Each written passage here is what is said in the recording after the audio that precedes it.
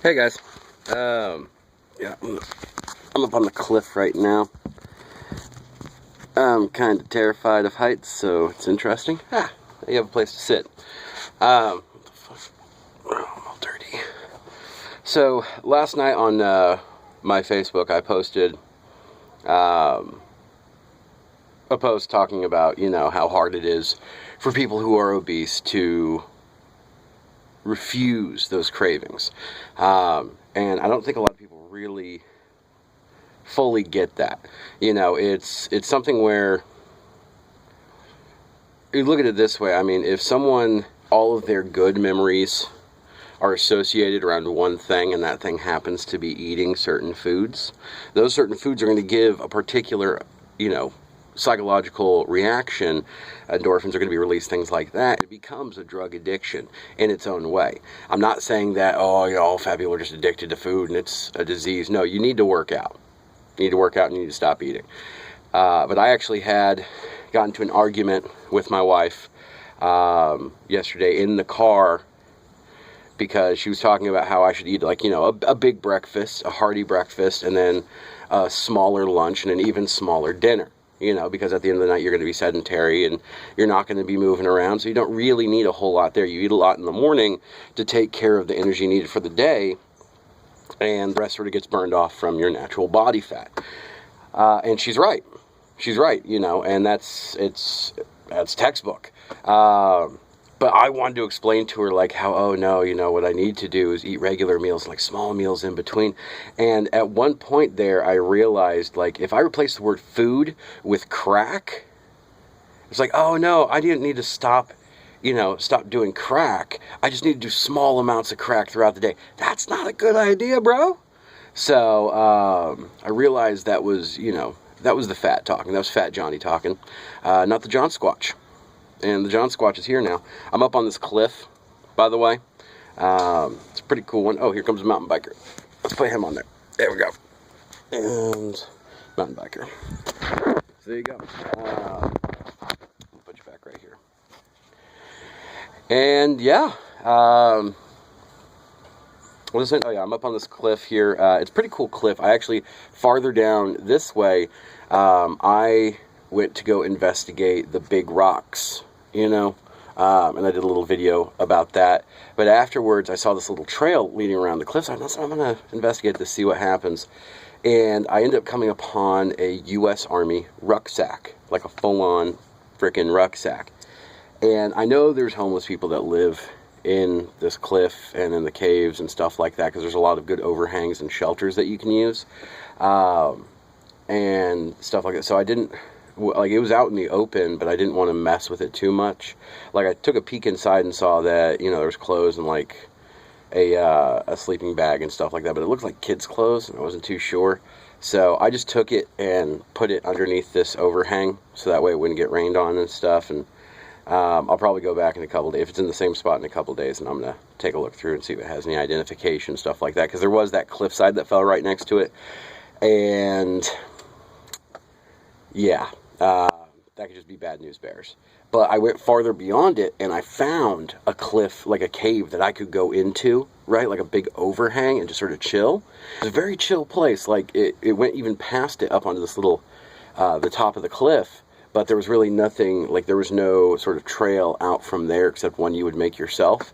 So it was a very chill place, very hard to find kind of place. And I think that's going to be my little chill out spot. Get my meditation, drink some water, stuff like that. This spot's pretty cool too, though. I'm going to pick you up and show you around this little hangout here that I'm on. That's my bottle of water. You were leaning up against it. You're welcome. And then, as I had shown at the beginning, that's the bottom area over there. I'm not too terribly high up, but at the same time, I'm absolutely terrified of heights. And some people will be like, well, John, if you're terrified of heights, then why are you climbing stuff? I'm climbing stuff because I'm terrified of heights. And that's something that I feel, if I'm going to do this change, and become more active again and change the way I eat, and make that differentiation between eating for pleasure and eating for sustenance, I need to start challenging myself in a lot more ways. You know, I've already quit smoking, which is awesome, because I got up to 2 packs of Marlboros a day. And for people that don't know, there's 20 cigarettes in a pack. So I was 40 Marlboro cigarettes going in this guy a day. Okay. So instead, I have my Tudor, okay, which is an Ego C-twist battery and an Ego tank. It's a cheapo Ego tank. I'll probably get a mod for this, because you can get like mods and they're all fancy and yay. But this is fine for me right now, and I just, and I take a little toot off of that. And it's tasty, because mine tastes like Christmas. Okay, it tastes like peppermint and cinnamon, a little bit fruity.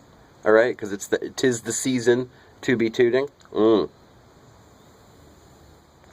by tooting, I don't mean farting. That's what this is called when you take a puff. But it's water vapor, so it's helping clear out my lungs and stuff like that. So I want to start doing stuff that scares the crap out of me, like climbing cliffs or touching butterflies.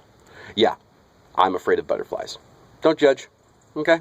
Don't judge John Squatch. All right, thanks. But yeah, I had a bit of a dark spot there last night. I was seriously getting depressed because of not being able to eat like cake. Like, I hardly ever eat cake, but like suddenly it's like, oh, if I don't get cake, the world hates me, you know. Or just like wanting to just breads and fats and just everything that's delicious. Just want to put it in my body. And luckily, and she convinced me that, going, to Chick-fil-A and getting myself like a chicken wrap, and a salad, and sort of eating in between the two. And it helped fill me up, and I didn't eat anything for the rest of the night, and it was fine, and I was good that way. So it was just the fat talking. Like, if I eat that and I'm still legitimately hungry, then yeah, I'm legitimately hungry. But if I eat it and I feel fine afterwards, then that's just, the cravings taking over. And so we've been checking out videos from like Shay Loss. She convinced me to check out, because the Shay Carl and Shay Loss and Shay Tards are on YouTube, and they're awesome. It's a great blog to watch. But he, much like me, he was, I think like 280 was where he was at. I was at 310, and he was at 280, and he started doing his weight loss thing, and they've come up with some pretty cool stuff, like a sort of like a quinoa salad salsa dip wrap thing that's just like, it's no meat in there. But, if you want to, you could add meat, but it's no meat, but it's packed with protein, so it's supposed to be really, really good for you. Having a high protein diet while working out and using vegetables for your carbs is kind of the whole point. So that's something I'm going to be trying here, and just trying to find ways to make delicious food that is good for you to eat, and eating reasonable portions of it, which I'm sure, Gabby, I don't need to hear that, you've been telling me this. I know you told me this before, and I know we've gone over this before, but I'm finally listening, because I had to get the stupid out of me. And so there.